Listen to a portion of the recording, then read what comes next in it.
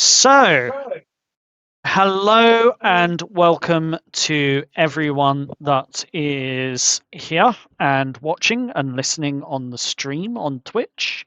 We were going to be having a campaign tonight, but unfortunately, due to two players not being able to make it for various reasons, we have decided to do a fireside chat. Now, to begin with, what I am going to do is a quick recap on session 6 just to jog our players' memories because it has been a couple of weeks. And I'm hoping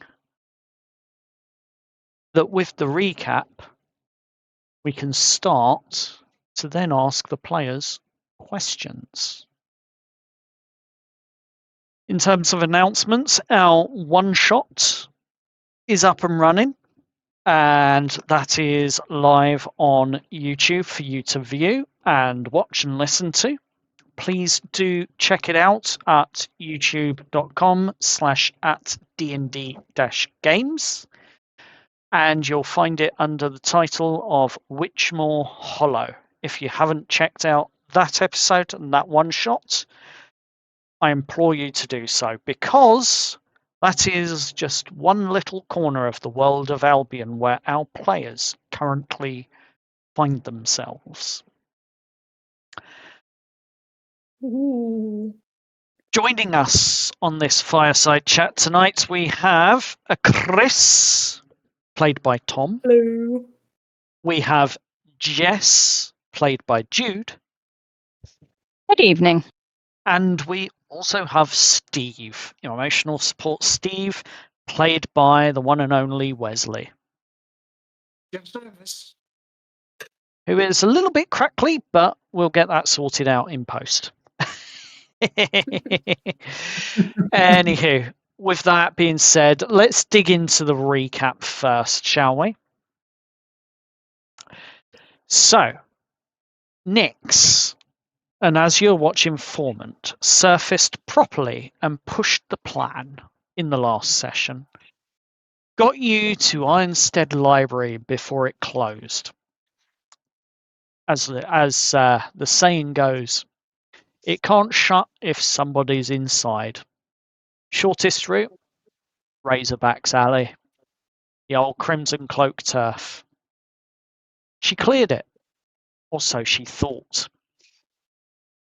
Halfway down, an upturned cart slammed into place, and Snake and his older teen crew sprung the ambush, while the younger kids scattered. Aurora stepped in front of Nyx, Aspen set a quarterstaff barrier, and you all rolled initiative. In the opening exchanges, Aspen cracked Snake with a staff. A thug immediately buried a crossbow bolt into Chris, and Steve, thinking fast, brute forced magic he hadn't yet learnt. Thunderwave, blasting foes and yes, the party too, and rattling the whole neighborhood with a 300-foot boom. Chris was left hanging on for dear life. 1 HP, if I recall. Nyx slipped through, daggers out, scoring a cut on Snake, and then Jess went feral. Precise. She became a natural-born killer, rolling a nat 20 with a strike to the throat, cutting Snake's jugular. Snake dropped Jess's first kill. While Aurora moved to shield and push the group on. Guards were likely on their way, thanks to that thunderclap. After the dust settled, quick apology from Steve for the friendly fire. Nyx told you straight that you'll all need training if this is the road you're going to go down. And you pushed out of the alleys and hit the infamous 101 steps to the library. The old Ironstead Library. At the top, you looked over the port of Ironstead and the roofs and the old runner paths, and before you finally made the place before you finally made it into the library. Nix hammered 3 heavy knocks on the door, and massive bolts scraped back on the inside. And you entered the library, where you went off to do some research. And Aspen found out some very key information. Now, with that lot said, you survived the ambush, Snake died, guards were alerted, and the library was reached. And reality of your situation started to settle in.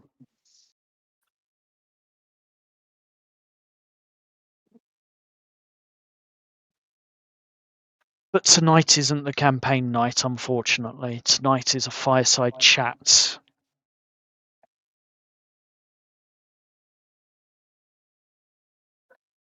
Yes. So let's start with something light.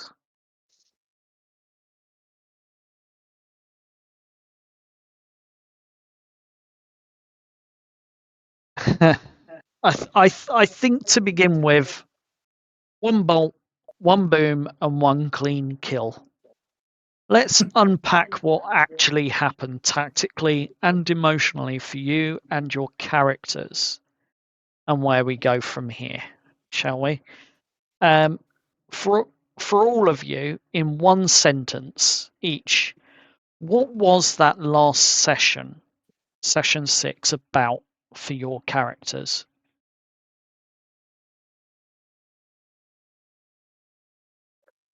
Well, don't all speak at once. Survival. Okay. Survival. Chris? I would say survival. For Chris, it was just like it was just it hurt. It hurted. Pain. It hurt. It hurt. It's pain. Yeah. Wizard Yeah, went boom. did get down to 1 HP. Very, very fun. Thank you, Steve. Hey, in my defense, big noise. Fair enough. Yes. And for all 3 of you, what was the biggest surprise for you all in that alley? The enemies, the ally, or yourself? What would you say was the biggest surprise of that event? The fact I actually managed to roll in that 20. Yep, there's history there. For Steve, well, the fact he was pretty close to everything, and as a wizard, no likey. Fair. And for Chris? The most surprising thing was probably that Steve managed to do the thunder was it thunderclap or thunderwave? Thunderwave. Thunderwave. Because Chris didn't actually see Steve do like ice knife like before. They've just kind of like been like, yeah, sure, you can do magic. Wait till I see it, okay? And then they were just like, oh my god, and they were just like, oh my god, down on the ground, dying. Well, boy, did I show you magic. Yep, indeed you did. And it really was awesome, to be fair. I thoroughly enjoyed that scene myself. And I was a little bit shocked when you managed to actually cast that, because one of the things that a lot of the viewers won't understand is that the characters that you're playing have come from the real world, i.e. Earth, here in England. And it does, to me, seem rather odd or it would seem rather odd that people of science and evolution and what have you would come into a world and suddenly start being able to do magic, which is the main reason why when it comes to magic you're not actually able to cast it unless you can make those wisdom checks or those spellcast, like those checks to see if doubt creeps into your mind from the real world. And that is going to be an ongoing theme. And one of the things that I've wanted to ask you, Wesley, actually, is Yes. how does that make you feel or act as Steve when you come across that sort of situation? Well, I try to, make an educated guess of what spells I'm going to be needing. And from that on, I try to, make a calculated guess from, okay, I'm going to be needing this spell. No, I need to change that to this. And though for now, I'll be keeping in the spells that I do know to, make spellcasting easier for me. Fair enough. So, Chris, Yes. you ate a bolt, stayed up, and then got blasted with that Thunderwave, bringing you all the way down to 1 HP. And I'm sorry, I'm not going to let this go just yet. What was it that kept your character as that happened? What is it that's running through your character's mind as you are literally clinging on for dear life to the last scrap of health that you have? Chris tends to run on curiosity mixed with spite. And it's kind of a mix of them being like, I kind of need to know more. I kind of want to know more, and I kind of don't want to die here when I'm like just realizing that this is a crazy world. That really relates to what I've been storytelling. Plus they are just very stubborn.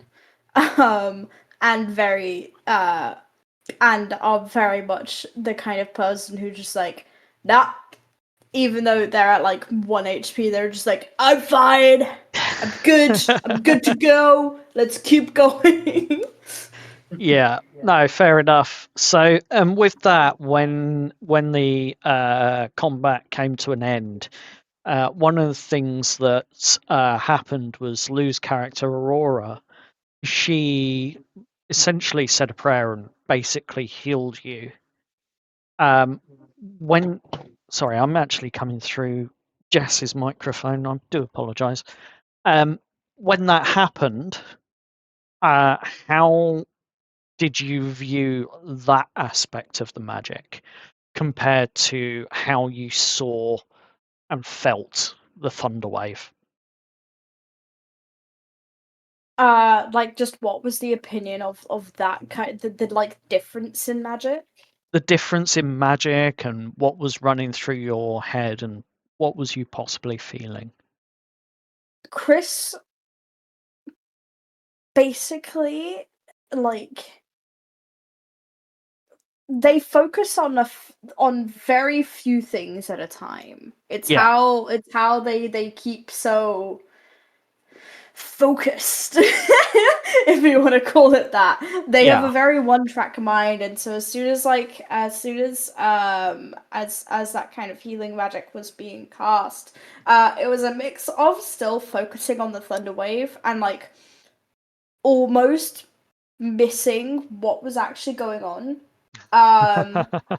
But then realizing, man, Aura is being really, really cool right now. Because Chris just really likes just watching Aura work. Yeah. Yeah, and it was just like a mix of sight, just like, huh? Still recovering from that kind of blast. Mixtures just like, dang. Fair enough. Heck yes. Fair enough. So, Jess, moving on to yourself. Yes. Your for your character, this is going to be quite hard on, especially the psychology of from the psychological aspect. But your first ever kill as a character, as a person in any world. How, when it happened, what was going through your head, or what was your character feeling, and what was your immediate thoughts and sights on that kill? I think she just wanted to protect her friends, and she kind of realized it was kill or be killed, but I don't think she aimed to kill Snake, just disable him. So I think it's going to take her a while to kind of come round, and the fact that she has to go and report to the Azure Watch as well. She's kind of worried that, oh my goodness, this is it. I'm probably going to be executed. But the guards seem to be quite pleased. So a lot of confusion and a lot of mixed feelings. Yeah, I don't think it's really sunk in for her that she's kind of killed someone. And I think she's only just really kind of coming to terms with, this isn't Earth anymore. This is something completely different, and we are going to have to kind of fight to survive. It's an interesting take psychologically, from your psychiatrist's character's perspective. Trainee psychologist, but yeah. From your trainee psychologist's character's perspective, and from your real world knowledge, obviously, as Yes. you've got the degree, realistically, how would that translate if you had a client, for example, that came up to you and said, "Oh my God, I've just murdered some," like, what sort of experiences or aspects of that kill would you expect to have portrayed to you as a psychiatrist, or more to the point, as a psychiatrist yourself? What Psychologist, not psychiatrist. I haven't got a doctorate. Sorry, psychologist. It's okay. As a psychologist yourself, like, what sort of aspects would you expect to see, and how do you plan on portraying those within your character? Tough question, because although I have a psychology degree, I'm not an actual psychologist. I do work in a thing aligned with psychology, but not actual psychology, but probably PTSD. Probably if I would have to raise it to the police as a safeguarding issue. So that would be my instinct, would be to raise, that I would need to report it. It depends on the person, and depends on whether the person, did it accidentally or whether it was kind of planned and premeditated. For accidental, there would be an element of PTSD there. PTSD, I can't even speak. You know what I mean? PTSD. Yeah. There for that one. I think when you look at people that have, may have kind of, accidentally killed someone in a car accident, or, something like that, there is the PTSD, there's guilt, a lot of guilt as well. So for Jess, I think there would be a lot of guilt there, and obviously she's reporting to the Azure Watch, so she's doing probably the right thing, that that it has to be reported, but depending on obviously the Azure Watch's reaction, which at the moment seems like, oh, well done, from what the guard was like, she's a bit kind of like, really, you're going to say that about someone that's being killed? Like, oh, they're a trouble, so it doesn't matter. What the heck, kind of thing. Interesting. I'll follow up on that a little bit later, I think. Yes. But Steve, Yes. before Thunderwave, round 1 of the combat, what was your original plan, and when did that sort of original plan go out the window for you to end up focusing on Thunderwave? Well, from a meta perspective, as soon as I saw, okay, we're going to be ambushed, we need to fight, I was like, okay, I need to make sound. Like anything to notify that we're not just some bunch of ruthless killers. So the Thunderwave was planned from the beginning. So the Thunderwave was planned from the beginning, but I'm assuming at this point Wizard Go Boom Nearly Kill Party wasn't intended. That was not intended at all. How did it make your character feel knowing that you literally put someone's life, one of your friends' life, near enough on the line for that? Or did the thought even occur? Well, obviously, the first thing Steve did was apologize to the party. Mm-hmm. But he still feels bad that his plan, backfired, literally. Yeah, that's definitely one way of putting it. Yeah. Would you put it down to, because your character being inexperienced with magic, that your character wouldn't have been aware of the consequences of such a spell if you could make such a spell at the time? Or would it be that, you were just thinking, oh, perhaps I can make a wave of thunder roll out across the town so that I can attract attention? And what was your character's sort of outlook on that? Did they expect the damage? Yep. No, they definitely were not. He definitely wasn't expecting it would be doing damage. From Steve's perspective, he is writing his own spell book, meaning it has flaws. And considering he didn't know how to cast a spell yet, I'd say he was like, okay, I can make a loud noise with this. Oh crap, it does damage to people around me. Well, that backfired. Did you not consider something or anything similar to thaumaturgy in order to amplify a sound, or would that thought not have come across Steve's mind? I don't think I know thaumaturgy. Ah, so that's the reason. Fair enough. Let me check my cantrips to be sure. Whilst you're checking your cantrips to be sure, just moving on slightly.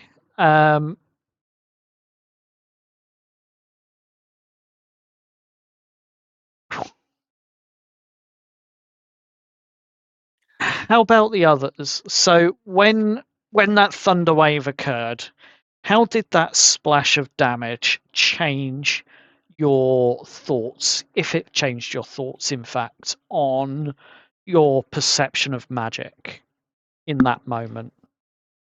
I think Jess had already seen Chris use magic, so it didn't come as a surprise to her. Chris has never used magic. Would Chris be interested in learning? Probably. A matter of fact, by the way, I don't have thaumaturgy. Ah, there you go then.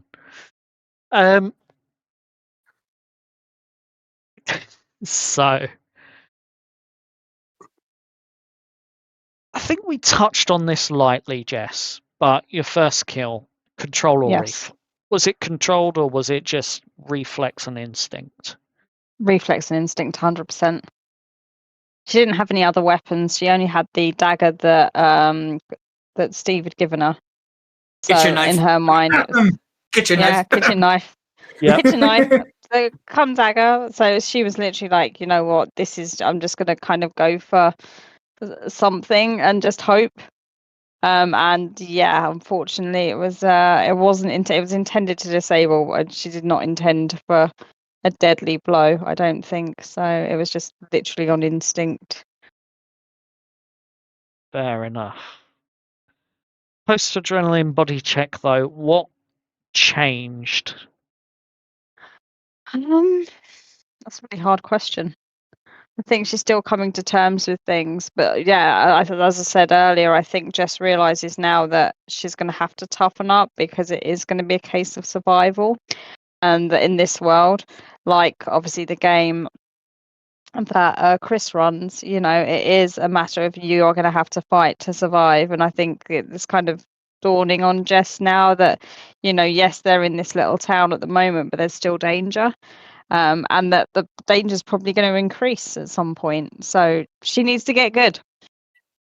And for Chris, after that combat, has anything changed in your character? Going from DMing this world to, oh crap, I'm actually here. Has anything changed for your character at all? I don't know. I feel like nothing that hasn't already kind of been explored. Chris, now that they're kind of like aware of what kind of situation that they're in, I think they're going to very quickly want to get more involved. Yeah. Fair enough. Again, like the way they got hurt, it did not phase them as much as you would think it would. Fair enough. And Steve, anything changed on your opinion of this world, or? It definitely teached him, like, oh damn, my magic can hurt others. I need to be careful with this. So you think you're slowly learning the path of restraint with your magic, then? Potentially. Yeah, pretty much. Like, he is definitely going to read more on the spells, what they do. Fair enough. And now on to the all-important question before the ambush. How do you all feel about Nyx, the Azure Watch informant that you met? I don't trust her at all. Well, considering Steve saw through her lie, I guess? You did you? Yep, I did. I was the one who found out. Like, considering the fact he saw through her lies, having a pretty good perception to begin with. Yeah. Yeah, Steve is impartial at the moment. Like, for Steve, actions are what determine if Steve's going to trust them or not. Fair enough. And Chris? Chris thinks that she's a really interesting kid. Yeah. And it's just like, man, she knows what she wants to do, and she is definitely good at it. Fair enough. So that shortcut then, and the ambush, and Nick's coming back saying it was all clear. Definitely half of the party at the very least don't trust Nyx. Absolutely not. She lied about her age as well, so.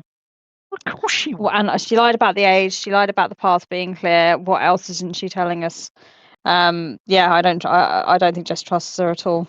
Do you think it's possible that Nyx led you down that alley because A, it was a shortcut to the library, but B, because she may have been testing your abilities, perhaps? No, I think Nyx just led us there. At the moment, I don't know. Maybe Nyx had her own ulterior motives, but Snake knew her, so that's what set the alarm bells off for Jess when Snake mentioned Nyx's name. Okay, interesting. So, moving on. 101 steps. What's as you're walking up to that library and you got the view of the town, as it were, what was it that how did that view, that overlooking of the town and seeing Ironstead for what it is, how did that make you feel, essentially? I'll see if I can pull an image into the thing. So, Chris, seeing that pleasant pastoral almost scene before you as you're going up the 101 steps to the library. I don't know. Chris was just kind of drinking it all in, like, damn.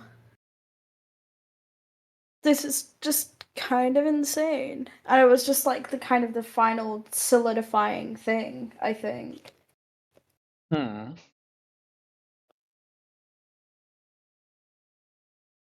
it is. There's the image I wanted. So let me. Oh, now I'm covering everyone up. Sorry about that. There you go. I'll pop that over the scene. So yeah, Steve, the calm and peaceful scene from combat to that.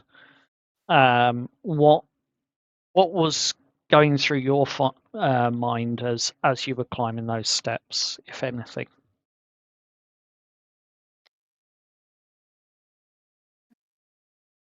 Jess, same question. I think Jess was just, still in shock, so she didn't really take the actual scene in. Fair enough. She was too busy dwelling on what had happened already, like what had happened in the alleyway. I'll pop the image into the Discord chat as well so that you lot can actually see it rather than having to go to the stream. Good thing I am in the stream. So that's you. Okay. Perhaps. Right. Well, you just told me it's you, so hey, there we go. Anyway. What if I made a deception check?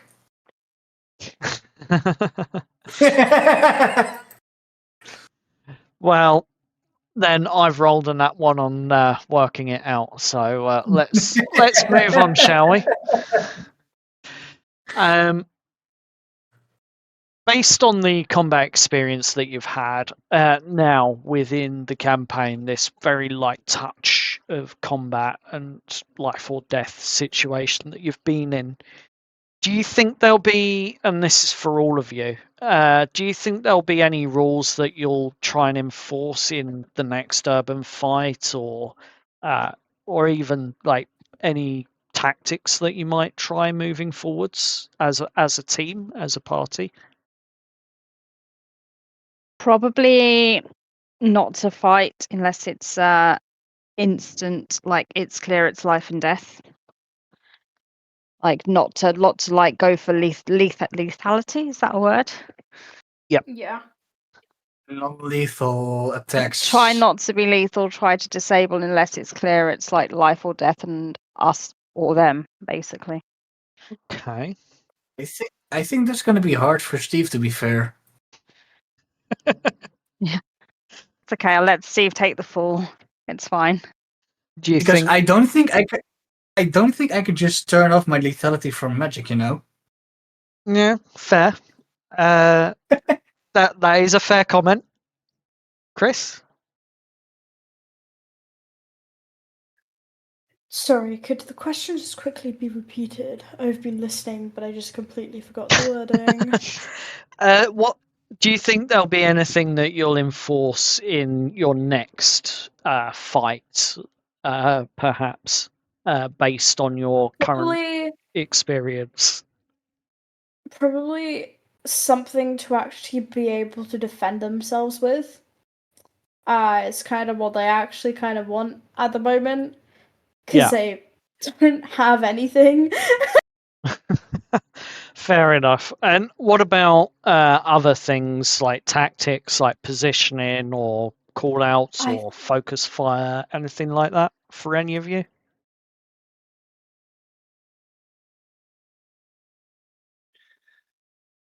Yes. Sure. Oh, go ahead, sorry. I said I'm not quite sure. Oh, yeah, I feel like Steve is definitely going to be more of a backline fighter. And Jess? I'm not too. I'm not sure either. I think Jess is looking. She's already mentioned she wants to get a ranged weapon. Yeah. So again, like ranged combat, so she doesn't get blood on her hands, literally. Fair enough. And where do you want, if Nyx is going to be remaining with your party over the next few sessions, shall we say, where would you want her in the marching order? Front, middle, or rear, and why? Far away from Jess. She doesn't trust her. Shove her up front. She could be cannon fodder. In Jess's First, eyes. we definitely want her in the middle. Because she's younger. She's totally more capable, but Chris would still kind of want her in the middle. So you'd be going on the age-related. What's the word? Age-related discrimination. Ageism. Ageism. But again, it's not like it's not that. It would just be Chris would just be worried slightly. But also after the fight in the alleyway, Chris would also be like, if you want to go up the front, that's fine, as long as someone else is there as well. Fair enough. But if she's at the front, we can keep an eye on her. That's the thing. We can all keep eyes on her, ready for any further betrayal. And also, I feel like sneaking is a big part of her job. So being at the front also means better chances for sneaking. True, that's very true. And Steve, where would you want Nyx in the marching order?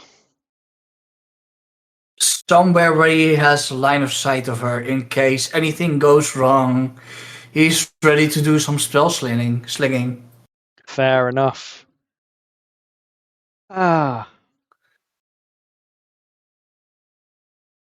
So part of the combat in the last session, Jess, and this one's for you. There was like a quick lesson to prep you for the fight. Because of your inexperience, as it were, you're not as experienced in D&D and the methods of combat within the game. How, as a player, not as a character, how as a player did that 10-second, 20-second quick lesson come across to you? And did you find it broke the immersion, or were you happy with the way that played? No, I was okay with that, to be fair.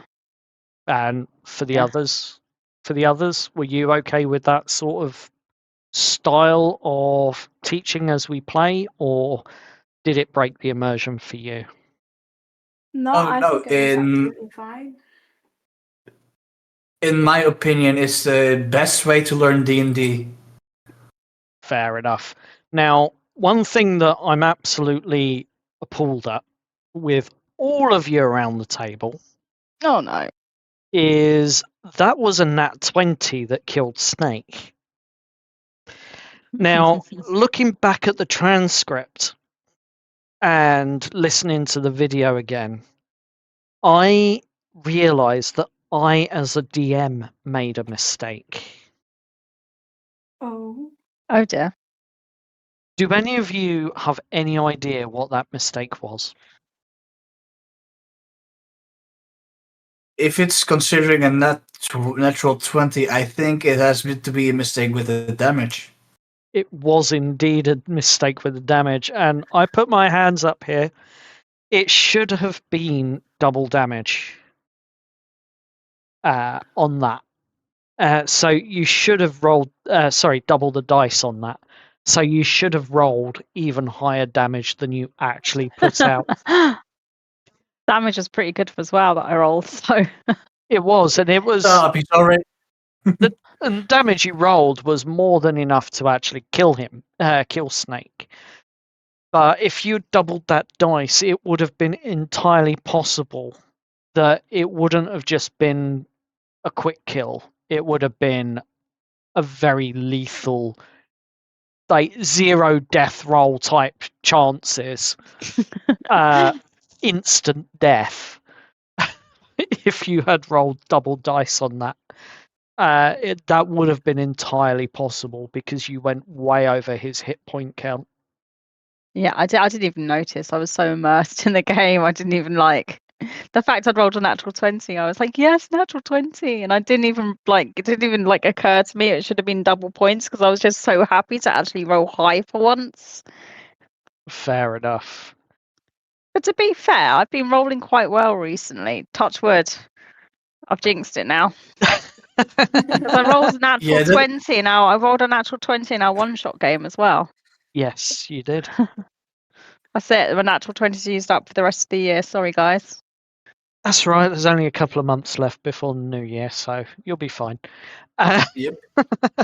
Moving on, though, Steve, if you had to shout out 3 words pre-casting of a spell that you're not quite unsure of, that you're trying to force out, and trying to see if you can learn something new or use the energy and magic in a brand new way,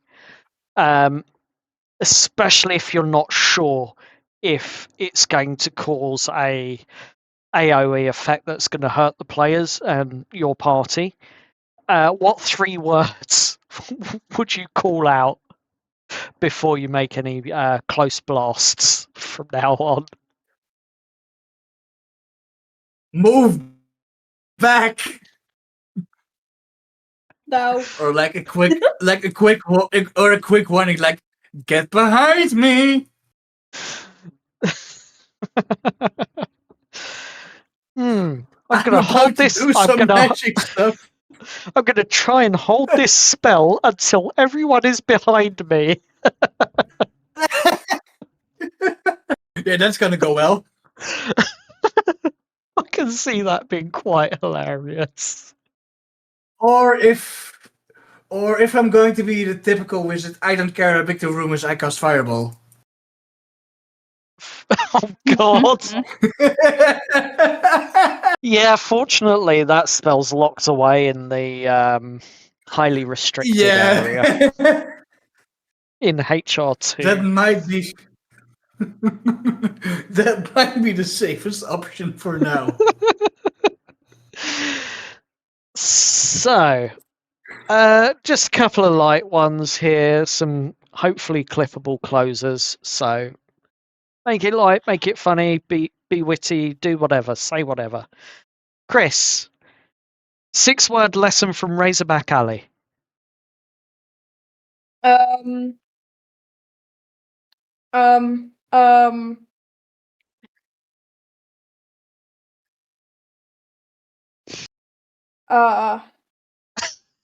Snake guy mean.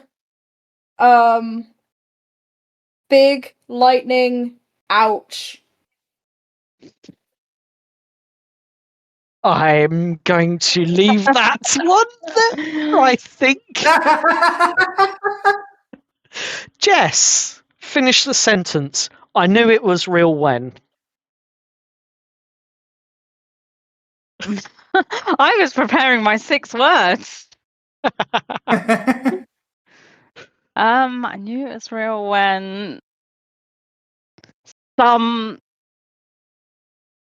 dodgy dude came at us with crossbow bolts. Okay. Steve. Wizard go boom because. Danger. And all three of you, here we go. One thing that you're all excited to try whilst you're in the library that you wouldn't have tried before session 6 or wouldn't have even considered trying. Actually reading a book. I'm gonna say that, and I realised Jess was well educated. Not reading a book related to psychology. Chris isn't.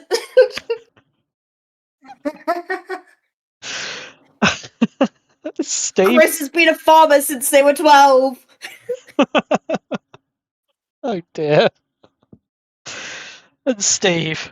Not reading out loud because wizard learn new spells. Oh, that is excellent. Well, next stop on the show is going to be lore drops and information and the party gathering themselves for the next steps that they are going to be taking. And with that, some new tactics in their arsenal, some new knowledge that they're going to hopefully be able to concentrate and learn. And a couple of new spells up their sleeves, perhaps, for some. What do we all think? Thunderwave, hero move or hazard? Depends if we're in the way or not. Fair enough. So, Don't get in the way. fair enough. Any questions for me and any questions from the audience? None from the audience so far. Any questions for me?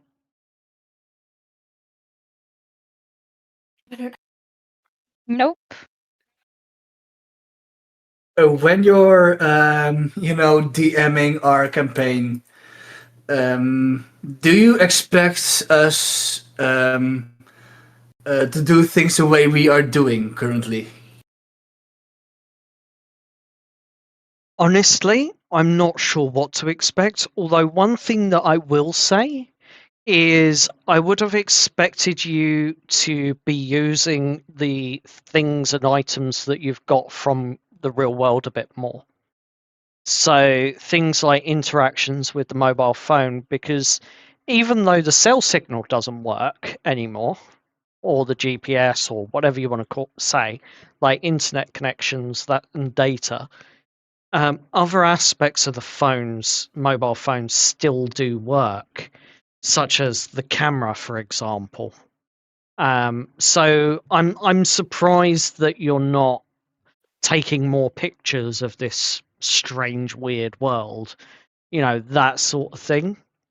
Because Chris is going to be playing Block Blast. I'm pretty sure our batteries probably run out by now, unless we've got battery packs. Like I need, solar chargers. I think you have a battery pack. I have a solar charger. I just need to find time to charge the phones up. I mean, at the moment, you've not really used them, so they do have batteries still. Really? Yeah. Smartphones have battery after 2 days, even when new. Some do. It really depends what you have. Yeah. I mean, I'm going to be sharing something that I was planning for the phone. So when we are in a dark cave, I have the light cantrip. I'm gonna flavor that as me using the flashlight for my phone.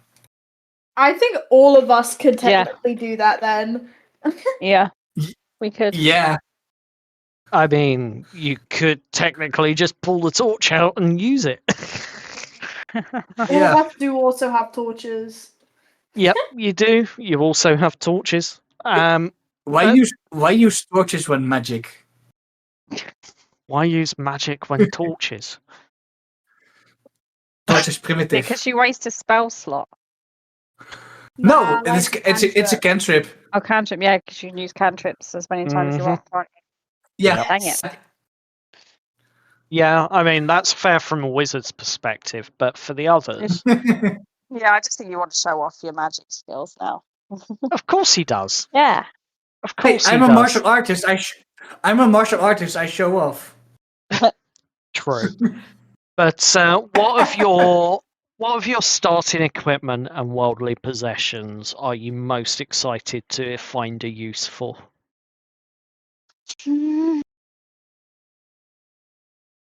Butane gas lighter. Oh, hello. Oh, we're thinking about arson again. Excellent. As long as you're not burning down the local orphanage. No, just for like starting starting How did fires, you like know our campfires. plans? How did you know our plans? Because in That was every exactly what we were planning next session. Because in every D&D game, an orphanage somehow manages to get set on fire. Definitely gonna. All I'm going to say is those evil villains have really got it in for the kids, and I don't know why. Yeah, definitely going to be preparing charm person in case someone does that. Oh dear. Hey, it can't be arson if it wasn't the one. If you aren't the one who started it.